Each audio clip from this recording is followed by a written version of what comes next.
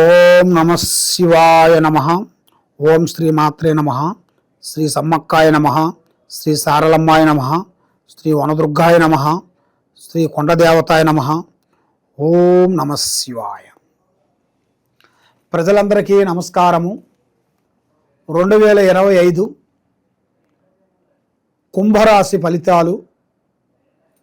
June మాసం ఈ కుంభరాశిలో ఉండవలసిన వాళ్ళకి అదృష్ట యోగం, ధనప్రాప్తి యోగం, లక్ష్మీ కటాక్షం ఎలా ఉందో అనేది ఇప్పుడు చెప్పబోతున్నాం. ఆర్థిక ఇబ్బందులు ఎక్కువగా కనబడుతున్నాయి. ఆర్థిక ఇబ్బందులు అంటే గత ఏళ్ళనాటి శని వల్ల వీళ్ళు పడ్డ కష్టాలు, ఇలా పడ్డ బాధలు, ఇలా పడ్డ విధానము మొత్తం తీరిపోయి చివరి దశలో వచ్చేసింది. మరి ఉద్యోగ ప్రయత్నాలు ఆలోచన చేస్తున్నారు కాబట్టి ఈ జూలై మాసం 18వ తారీఖు నుంచి మొదలు పెట్టాలి. ఉద్యోగ ప్రయత్నాలు మీరు ముందే తొందరపడి ఒకవేళ మీకు ఏదన్నా ఇంటర్వ్యూ కానీ ఏదన్నా వచ్చినా కూడా 18 తర్వాతే వేసుకోవాలి. దానివల్ల మీకు శుభగడియలు అనేది ఎదురవుతాయి. ఇప్పుడు యమగడియలు ఎదురవుతున్నాయి కాబట్టి మంచి ఆలోచనలు, బాగుపడాలని అనేకమైన ఆలోచనలు, లక్ష్మి సంపాదించాలన్న ఒక పట్టుదల మీలో ఒకటి కలుగుతుంది. కాబట్టి ఆ మంచి లక్షణాలు, మంచి తెలివితేటలు, మంచి పనులు అవి మీకు పూర్తి కావాలంటే మీరు చేయాల్సిన కొన్ని నియమాలు, కొన్ని పద్ధతులు, కొంత ఏ పని చేసినా ఎక్కడ పోయినా కొంచెం సీక్రెట్గా ఉండాలి. ఒక ఎదుటివాడితో మాట్లాడేటప్పుడు కొన్ని జాగ్రత్తలు కొన్ని తీసుకోవాలి. మీ ఇంట్లో కూడా కొన్ని చేయాల్సిన పూజా బలాలు కూడా అవి ఏ టైం నుంచి ఏ టైంలో చేస్తే మీకు విజయవంతం అవుతుంది. మరి ముఖ్యంగా ఆరోగ్య విశేషంలో చూసుకుంటే చాలా వరకు విజయంగా కనబడుతుంది, శుభంగా కనబడుతుంది. ఎలాంటి ఇబ్బందులు అనేది ఏం లేదు. మరి ప్రేమ విశేషాలలో కూడా మంచి విజయమే కనబడుతుంది. దాంట్లో కూడా ఇబ్బందులు ఏం లేవు. మరి దాంట్లో ఇబ్బందులు లేవని ఏదైనా సరే భూతత్వం ఏది చూడకూడదు. అది చిన్న అక్షరం కూడా పెద్దగా కనబడుతుంటుంది. కాబట్టి ఎక్కువగా ప్రేమించే వాళ్ళకి, మగవాళ్ళకి కానీ ఆడవాళ్ళకి కానీ ఈ నెలలో వాళ్ళకి చాలా మంచిగా ఉంది. వాళ్ళు ఏది అనుకున్నా, ఏది చేయాలనుకున్నా కూడా విజయవంతమయ్యే మార్గాలు కూడా చాలా వరకు కనబడుతున్నాయి. మరి విదేశాల ప్రయాణాలలో కూడా చాలా వరకు శుభంగా కనబడుతుంది, విజయాలు కనబడుతున్నాయి. మరి పెళ్ళిళ్ళు గురించి, పెళ్ళిళ్ళు బంధాల గురించి మీరు కొంచెం ఆలోచన చేస్తున్నారు కాబట్టి ఆ పెళ్ళిళ్ళు బంధాలు అనేది మీకు తప్పకుండా సక్సెస్ అయ్యే మార్గాలు కూడా కొన్ని కనబడుతున్నాయి.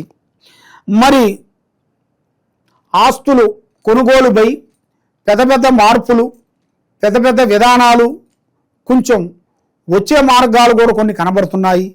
మరి కొత్త వ్యాపారాలు, కొత్త బిజినెస్లు చేయాల్సి ఉంది.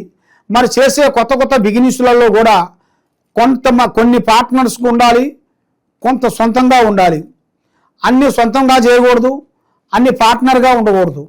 కొన్ని ఇది చేసామంటే కొన్ని అవి చేయాలి. కాబట్టి సేమ్ టు సేమ్ ప్రకారంగా మీరు చేసినట్టుకైతే మీకు చాలా వరకు విజయవంతం అవుతుంది, మనశ్శాంతి కలుగుతుంది, చేయాల్సిన కార్యక్రమాలు అభివృద్ధిగా పొందుతారు. కాబట్టి మీ బంధుమిత్రులలో చాలా వరకు నీ మీద నరదిష్టి ప్రభావం అనేది ఎక్కువగా కనబడుతుంది. నరఘోష, నరదిష్టి, ఈ నరఘోష, నరదిష్టి, నరపేడ ఈ మూడు మిమ్మల్ని డిస్టర్బెంట్ చేసుకుంటాయి. కాబట్టి ఈ నరదిష్టి వల్ల నల్లరాయన బదులవుతుందంటారు. కాబట్టి మీరు ఎన్నెన్నో పూజలు చేయించుకొని ఎన్నో వ్రతాలు చేయించుకున్నా కూడా ఈ నరదిష్టి అనేది మీకు పోకోకుండా ఏదో ఒకటి డిస్టర్బెంట్ కావటం, చేతికాడుకు వచ్చింది చేజారిపోవటం, నమ్మిన వాళ్ళు మోసం చేయటం. కాబట్టి మరి ఇలాంటి సమస్యలతో కొంచెం ఎదురవుతుంది. మరి మీ జాతక యోగంలో చూస్తే మీకు భూమిలో బంగారం దొరికే అదృష్ట యోగము మీకు కనబడుతుంది. అది మీరు ఊహించని అదృష్టాన్ని బట్టి భూమిలో బంగారం దొరికే జాతక యోగం అనేది మీ యోగంలో కనబడుతుంది. కాబట్టి మీరు కానీ కొంచెం ప్రయత్నం అనేది చేస్తే తప్పకుండా విజయవంతం అవుతుంది. ఏం మనకు అదృష్టం లేదులే అని మీరు నిరాశ చెంది కూర్చుంటే పని కాదు. యత్నం ప్రయత్నమరా అన్నాడు. మానవ ప్రయత్నం అనేది మనం చేయాలి. మన మానవ ప్రయత్నం మనం చేసిన తర్వాత అది మనకు రాకోకుండా పోయిందనుకో, మన అదృష్టం అనేది అంతవరకే ఉందనుకోవాలి. కాబట్టి మీకు అదృష్ట యోగంలోనే కనబడుతుంది, మంచి యోగం ఉంది. కాబట్టి ఒక స్త్రీ నుంచి మీ జాతకం అనేది తిరగబోతుంది, చక్రం తిరిగే యోగం అనేది కనబడుతుంది. కాబట్టి మీకు 9 చక్రాలలో 3 చక్రాలే పవర్ అనేవి కనబడుతున్నాయి. మిగతా 6 చక్రాలు అనేది మీకు అనుకూలం అనేది లేవు. కాబట్టి మీరు ఏ కార్యక్రమైనా ఏదైనా సరే ఈ కుంభరాశిలో ఉండవలసిన వాళ్ళందరికీ మేలుగా శ్రీ వెంకటేశ్వర స్వామిని పూజించాలి. శ్రీ వెంకటేశ్వర స్వామి పూజా బలం చేసేసిన తర్వాత ఆదివారం రోజున దక్షిణామూర్తిని పూజించాలి.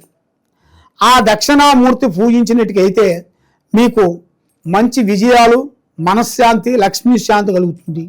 ఈ 2 పూజలు అయిపోయిన తర్వాత 3వ పూజ మీరు చేయాల్సింది ఏంటంటే శ్రీ వారాహిని మాత, శ్రీ వారాహిని మాత అమ్మవారిని మీరు పూజించినట్టుకైతే మీకు అది అష్టమి రోజున 5 అష్టాల్లో చేయాలి. అష్టమి రోజే చేయాలి. వారానికి ఒకసారి వస్తుంటుంది కదా, ఆ అష్టమి రోజున నెలకి 2 సార్లు 3 సార్లు వస్తుంటుంది. కాబట్టి ఆ అష్టమి వచ్చినప్పుడు అదే రోజు పూజా బలం అనేది మీరు పెట్టుకొని ఆ పూజా బలం మీరు చేసినట్టుగైతే మీకు అష్ట కష్టాలు తొలగిపోయి దరిద్ర దోషాలు వెళ్ళిపోయి మనశ్శాంతి ప్రాప్తి కలుగుతుంది. కాబట్టి మీరు ఎక్కడెక్కడో పోయి జ్యోతిష్యం చెప్పించుకొని నిరాశ చెంది ఉన్నారు. కాబట్టి మీరు ఏ సమస్య అయినా కానీ, మీ ఇంట్లో ఉన్న సమస్య, మీ ఆఫీసులో ఉన్న సమస్య, మీ కుటుంబంలో ఉన్న సమస్య, మీ భార్యాభర్తల్లో ఉన్న సమస్య ఏమేమి ఉందా అనేది మేము చూసి గ్రహించి జాతక యోగాన్ని పెట్టి చూసి చెప్పగలుగుతాం. కాబట్టి మీ ఇంటి మీద, మీ మీద ఎలాంటి దిష్టి కానీ, ఎలాంటి ప్రాబ్లమ్స్ కానీ, ఏ పనులు కాకోకుండా ఆగిపోయిన వాళ్ళకి మేము తాయితలు ఇస్తుంటాము, యంత్రాలు తయారు చేసి ఇస్తుంటాము. అమ్మవారు రుద్రాక్షలు మాల పూజా బలం చేసి 101 మంత్రాన్ని జపించి పూజా బలం చేసి ఇస్తుంటాము. మీకు ఎలాంటి ప్రాబ్లమ్స్ ఉన్నా కూడా మమ్మల్ని ఒకసారి ఫోన్లో అడిగి దానికి తగ్గ వస్తువును అనేది మీకు పూజా బలం చేసి మీకు మీ ఇంటికి కొరియర్ ద్వారాగా మేము పంపిస్తాము. కాబట్టి మీకు అనుకూలమైన ధరల్లోనే మేము ఇవ్వగలుగుతాము. కాబట్టి మీరు ఏ కార్యక్రమైనా, ఏ పనైనా కానీ తొందరపాటు లేకోకుండా నిదానమే ప్రధానం అన్నాడు. ఆ నిదానంతో మీరు ఆలోచిస్తే మీకు అన్ని శుభాలు కలుగుతాయి. సర్వో జనా సుఖినో భవంతు. ఓం నమః శివాయ నమః.